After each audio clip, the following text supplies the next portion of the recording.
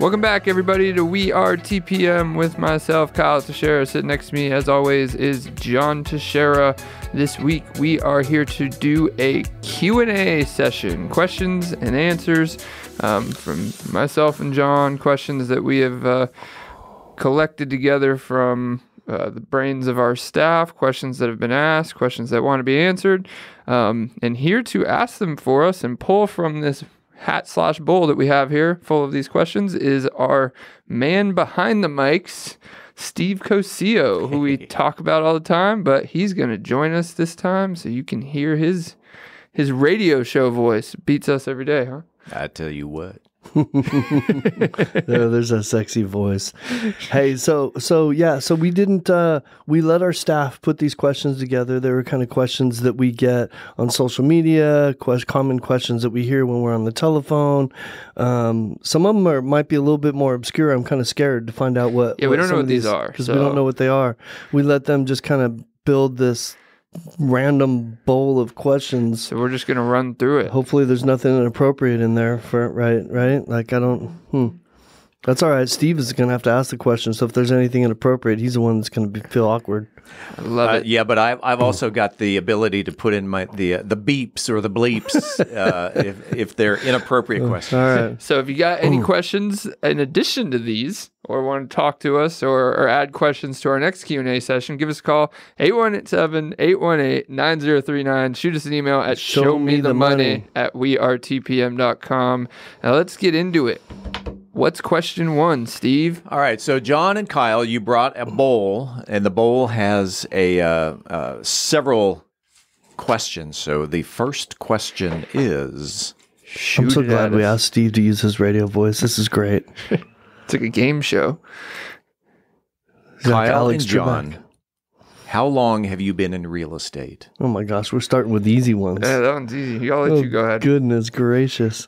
Since 2006, practicing real estate as a licensed agent. I practiced a little bit before that as an investor and was in the mortgage industry for 4 years before that. And I've been doing this with him in multiple different ways and ventures and avenues since 2014, 2013, somewhere around there. So do the math on that. 10 years, I think. All right. Love it. Easy peasy. What's our next one? You've learned a lot in that short period of time, too, by the way. Our next question. Man, we got the easiest one in the bowl. That's got to be the easiest one there. Good starter, too. Wow. These are random, I believe. Okay. John and Kyle, how can the average person invest in real estate? Wow. Ooh, gave me a general one. Well, do it. The average person should just do it. Well, we've talked a lot about this on our podcast. I mean, this is an easy one. How did you do it, Kyle? The way you did it is probably the best answer. Buy the home. You buy your first home first. Buy the home you live in first. That's the best answer because it's the only answer that gets you an investment benefit and a life benefit. Well, monetary. Okay, but let's expand on it though. Let's take the next step. So how does somebody get into having an investment property that they don't live in? Step one, save up a down payment. Be smart. Learn about programs that may help you avoid a down payment. Get pre-qualified.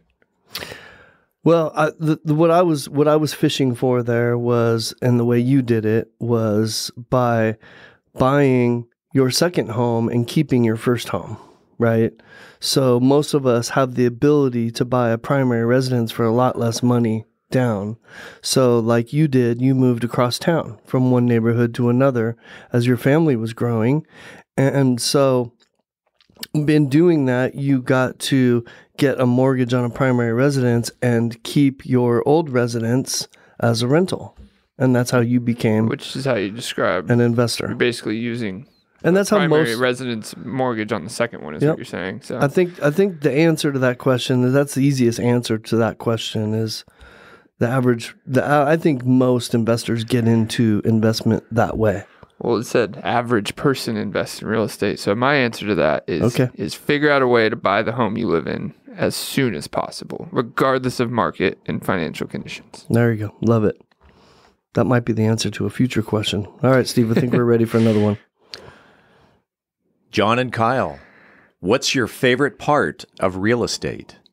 Well, I know my answer is investing. Well, that's general, right?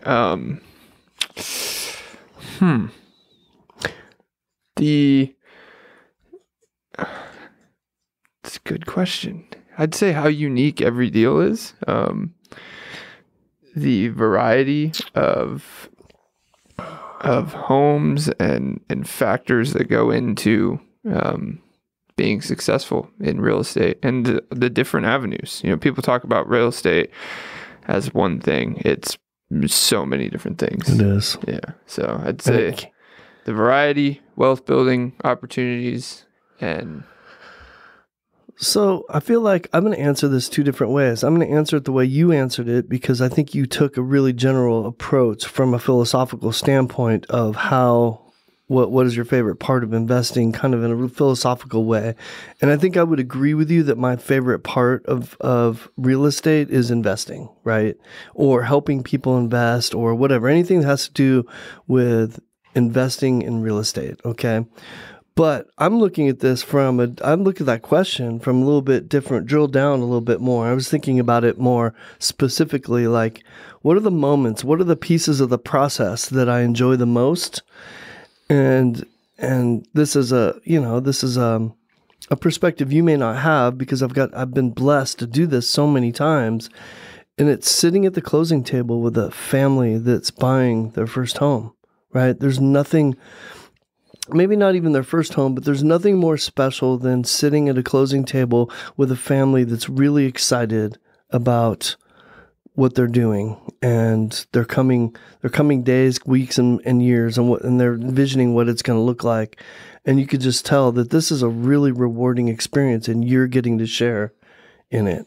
It's one of the most rewarding experiences in people's life behind, a great job opportunity, childbirth, marriage. There's not that many really pivotal moments in your life that are extremely memorable, and I feel like this is one of them, and I get to be there for it. All right. Service at the closing. I'm going to go with residual income. That's final answer. I love it. Final answer. Final answer. Passive residual income. Passive income. I like it. Making money while you're doing nothing. I like your answer. I like it. All right, Steve. John and Kyle, how old were you when you bought your first property? Ooh, I mean, I was 20 years old. And I was, Me too. I was 20 in like a couple days. I almost did it as a teenager, but Me too. I want to give my age away, but yes, I was 20 years old. I'll give my age away. I don't give a crap. I was 1990. Easy money. 1990, bought at FHA, 7.75%, which also happens to be the historical average. Not the question. What's the next question, Steve? Kaufman and Broad home. He couldn't give a simple answer to a simple question, could he? John and Kyle, what's your favorite restaurant at the moment?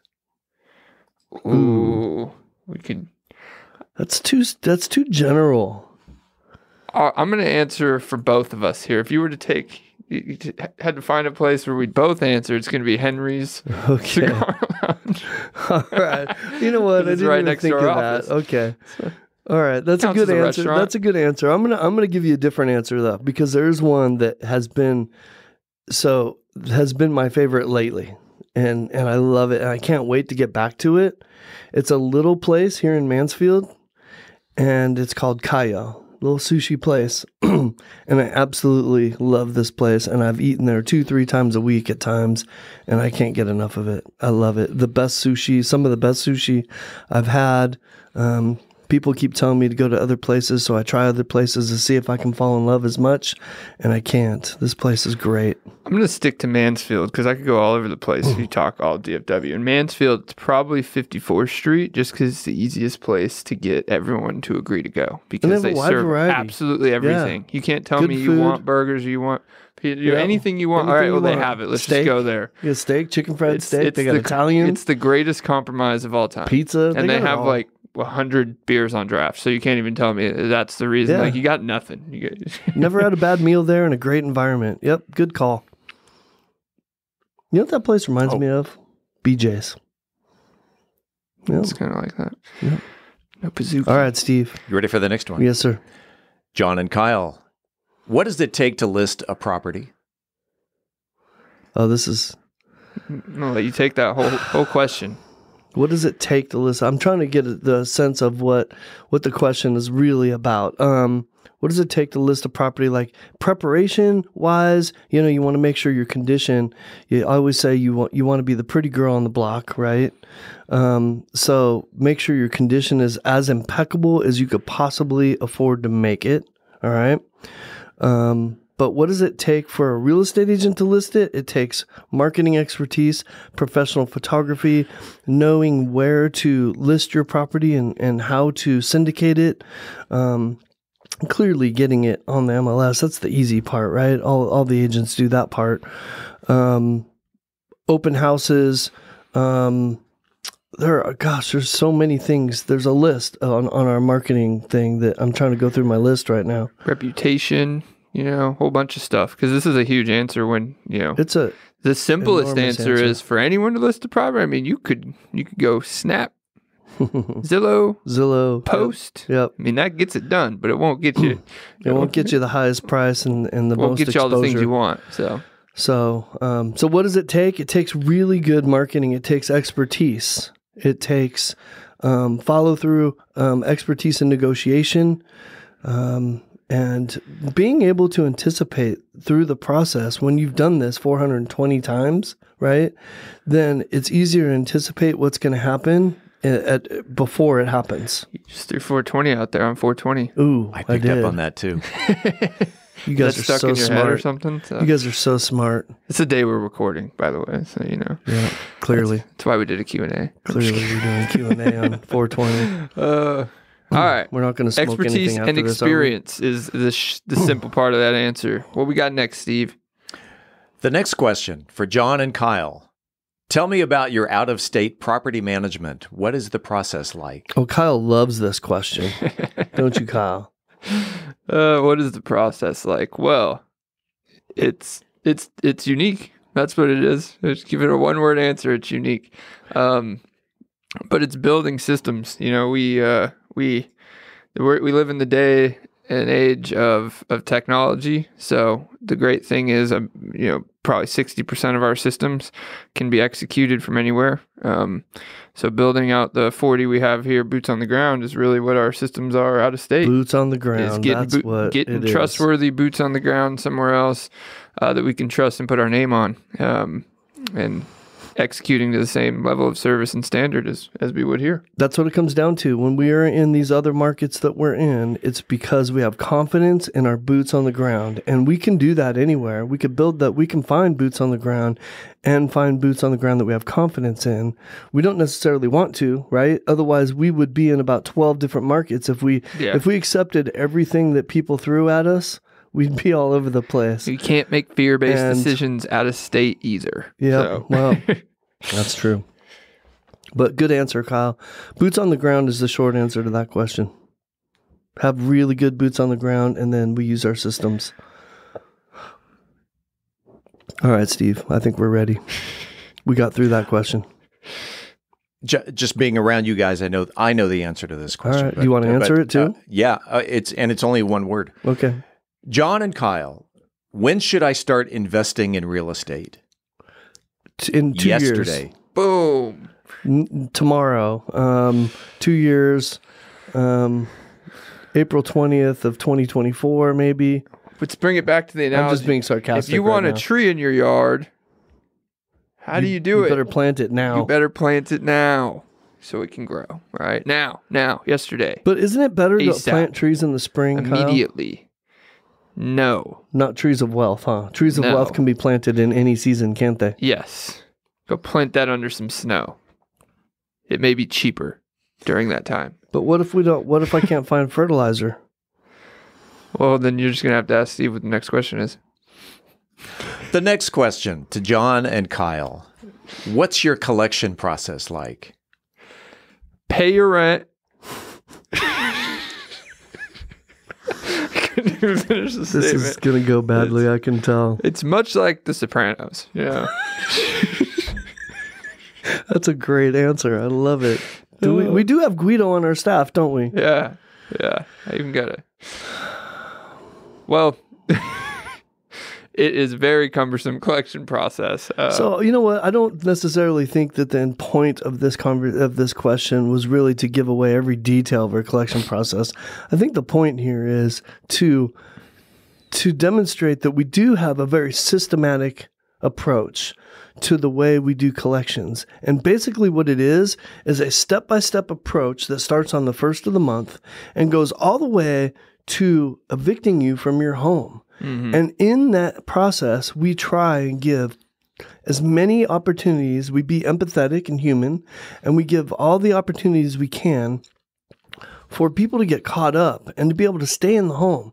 Because our goal is not to get to the end. Our goal for everybody is to not have to get to the end of that eviction process. However, we have to continue toward it for the sake of our homeowners not being stuck with I think the we bag. differentiate is still executing the systematic notice and eviction process that has timelines, notice requirements, and all those things in at the same time as you're working with the tenant to get caught up in all that stuff, because that's where a lot of people fail, is they don't do both at the same time. The tenant understands why you have to do both, but you're protecting your homeowner just the same by executing it on the proper timeline.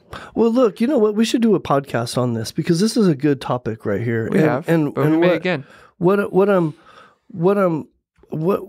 thing that comes to mind is that we basically can get somebody out in 21 to 24 days, right? If we need to.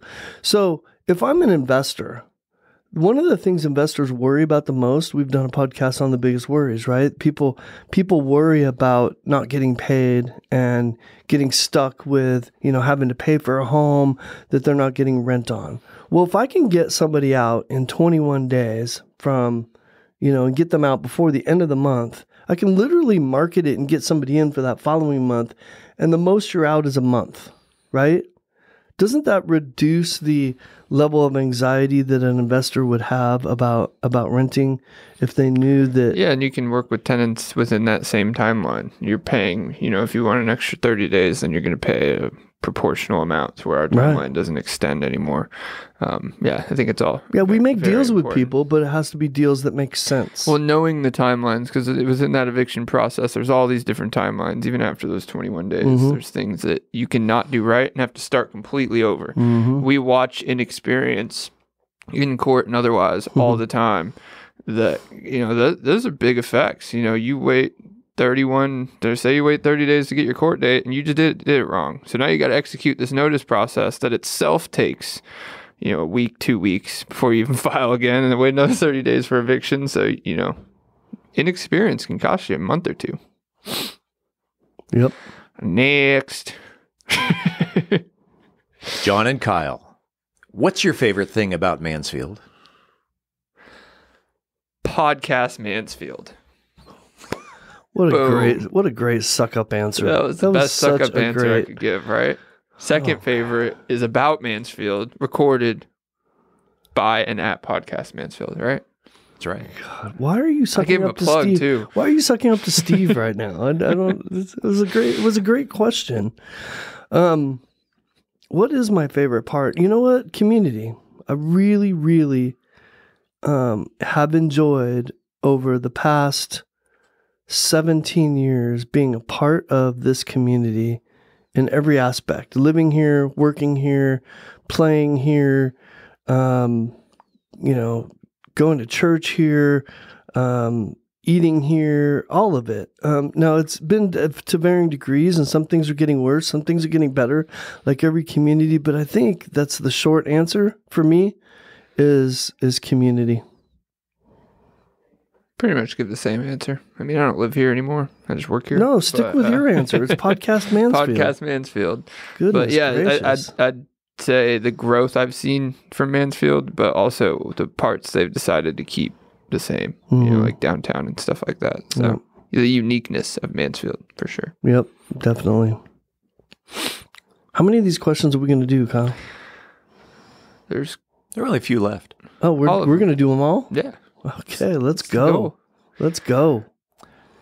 John and Kyle, what made you join real estate? Join real estate. That's what it said. Well, why don't I answer first, because then that'll help you follow up with your answer. So I joined real estate, as I alluded to in an earlier question, when I had a nationwide notary service. And if you don't know what that is, if you've ever done a refinance and had somebody come out to your home and sign loan docs, I was a guy that would send that notary and coordinate getting that notary to your home. So it was a nationwide service that I had, and I would say that's what got me, two things got me interested in real estate. One, doing that actually I did it for almost 6 years. Two, I did a lot of work for real estate agents as a contractor. So I was in and around the environment a lot. And then getting into investing was kind of the final straw, as I was helping people invest in Texas, and I was doing some wholesale work with investors, and that was kind of the straw that was like, you know what, I need to go get licensing. This needs to be my career. And that's it. That's how I got into it. Was that the question, how we got into it? What made you join real estate? What made me join real estate? It's a strange way to ask the question. What got you into this, Kyle? Well, what made you join real estate? Like you were doing it, and you were my father, so I started initially just helping you, and then got, I guess, property management is what sucked me in, because just building a business around it is what got me excited, and that's what we did. So, and the investing part is what the long term, I wanted to do. I've always wanted to be an investor, and real estate is, as we have said, the best way to build wealth in existence and in history, right? So don't change what isn't broken, I guess. I could give a lot more answers, but that's the succinct way to do it. I love it. That was succinct, but I love your answer, because that is the most honest. Steve, we're ready for you. Ready for the next question. I'm not sure I want to know the answer to this one, but John and Kyle, what's the first thing you do when you wake up? I go get coffee. Usually, sometimes. I check my phone for not the reasons 99% of other people check their phone. I make sure I check my text messages for work-related reasons and ignore everything else. Because you have guests all over the country that might all different times periods, and make sure I didn't have a guest wondering why I wasn't answering them at 3 a.m. in the morning.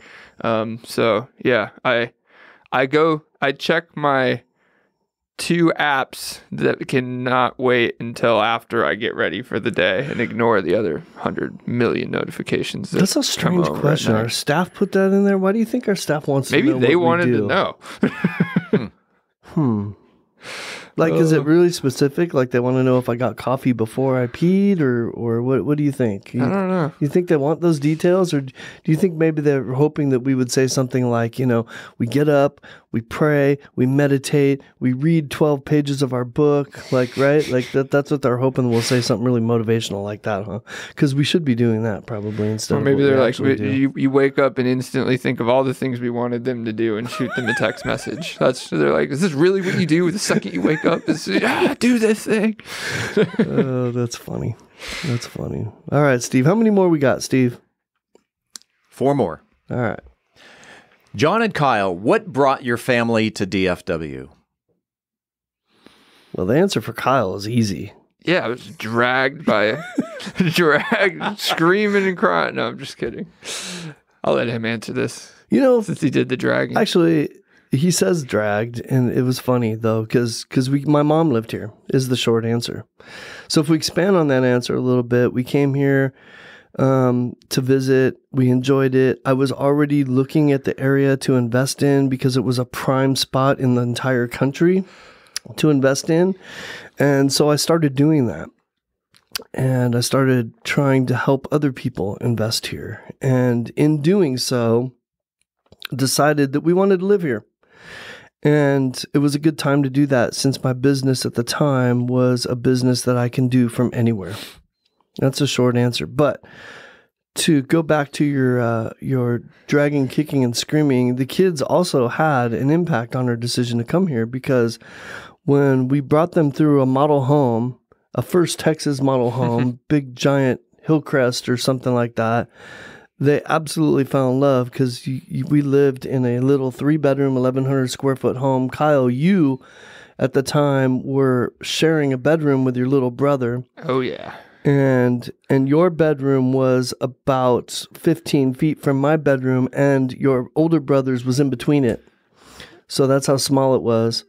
And so when you guys walked in that big, huge house, you were all in. And saw a room the size of our living room that you were could have all been in. mine. Like, so, this is just my bedroom. And I had go. just traveled there on a plane, so I had no relevance to, where this place was, so you could have been circling the sky for 3 hours of it, How old were you? I was 10 years old 10 years when old. we moved here, so dragged or whatever, I didn't really have a choice. You're welcome.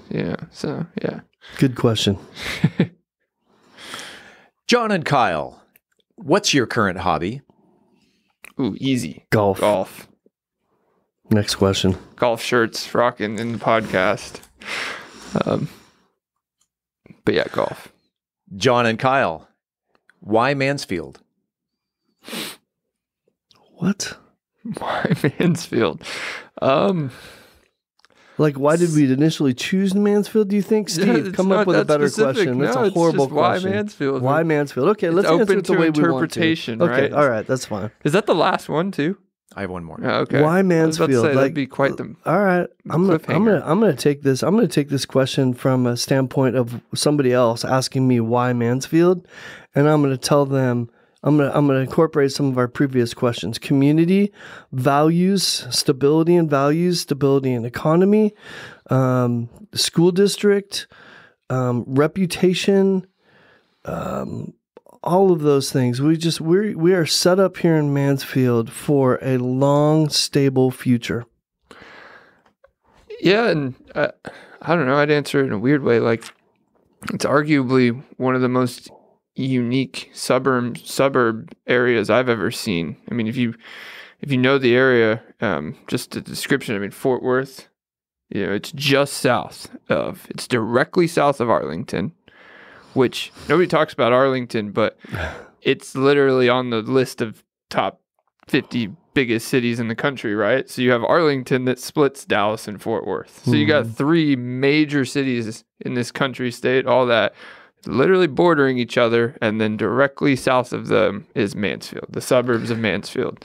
And we're 30 minutes from Fort Worth, 35 minutes from downtown Dallas, and 20 minutes shot up into central Arlington by the ballparks. And but then on the southern border of Mansfield, you can feel like you're in the Texas country. You're in right? country. So you're like, where are we right now? Yeah. Are we in like, what state are we in? So we used to say about California, you could go surfing, snowboarding, and mountain biking in the same day, right? No, I wasn't. Those are sports things that you care about. But I guess in Mansfield, you could go to the Ranger Stadium and hunting in the lake in the same day, right? You did try. I tried. It didn't work. But I'm not going to try to compare Mansfield to California, but whatever. I wish there was somewhere to go snowboarding. I'm glad I'm here and not there. But we need to make some mountains. Other than that, we'll be fine. All right, Steve, I hold the last question. The last question. Here we go. Question. Let's do it. It better be a good one. Kyle and John, what makes you happy? Wow. You know what? He started with the best question to start with and ended with the best question to end with. Did you? You didn't even, that was all random too. It was all random. I wanted to give the worst answer ever here, but we're being recorded. Yeah, let's stay appropriate, Kyle. Stay appropriate. Just still the same answer, golf. No, I'm just kidding. My wife, my family, and golf. Boom. I think the answer for me would be seeing the success of my family, the growth of my family, and seeing everybody else happy and content and enjoying each other. That makes me happy. So the part of that is business. Part of that is what we do together as a family and how we operate together as a family. Whether everybody likes each other or not, all of those things play into that, I think. How's that answer? You like that, Steve? I liked it. But we're out of questions. We're out of questions? Yep. All right, Kyle. Let's wrap this Q&A up. I hope it was interesting to people, anybody who cares. But Steve, do you have any questions that you can drum up in your brain? Oh, there we go. Random question by Steve. Random question by Steve, thrown in without a heads up. No, we need a Chat GPT question. I need a suggestion for a date night for Friday night. Ooh, that's a good one. How about is your wife scared of heights? No. There is the that dinner that you do. What is that thing called? You do it up on the top of the ball? Reunion Tower? No, it's not on the Reunion Tower. You actually do it on it's on a tower. It's on a crane that they take you up and you do dinner up there. And it's kind of like being on one of those rides, but you sit up there and you got a table and you got a bartender and a chef and everything in front of you, and you're up like hundreds of feet up in the air and just doing dinner. Your feet are dangling down and it's weird. That's here in the Metroplex? It's just, dinner in the sky, I think is what it's called. They have it in most major cities. They also have it in Dallas. I'll give you a unique answer here, Steve. Maybe unique. One of the coolest date night things, ironically, that I have done and still sometimes do is there's this thing called an adventure book that I don't know if you've ever heard of it, but it is unique. You basically don't know what your date is until you are ready to go and you scratch it off and it tells you what to do.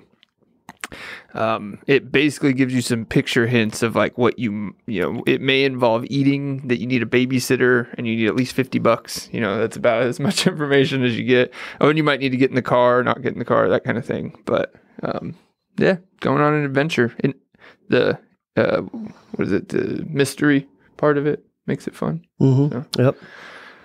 And isn't as expensive as John's suggestion. And being open, I like it because it forces you to be open to anything. It's kind of like playing truth or dare, right? Yep. But I think it's safer. Probably. What your friends would do to you.